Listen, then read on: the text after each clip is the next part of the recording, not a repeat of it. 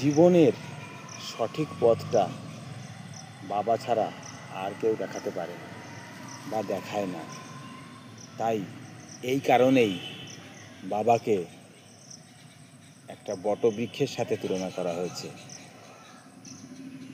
একটা গান আছে না, বাবা মানে হাজার বিকেল আমার ছেলেবেলা, বাবা মানে রোজ সকালে পুতুল পুতুল খেলা, বাবা মানে কাটছে ভালো যাচ্ছে ভালো দিন, বাবার কাছে জমিয়ে রাখা আমার অনেক ঋণ। তাই আমার বাবাকে হারিয়েছি আমি, তা আমি ঈশ্বরের কাছে প্রার্থনা করব, বাবা তুমি যেখানেই থাকো ভালো থেকো, সুখে থেকো, ঈশ্বর তোমার আত্মার শান্তি দিক, এটাই কামনা করি।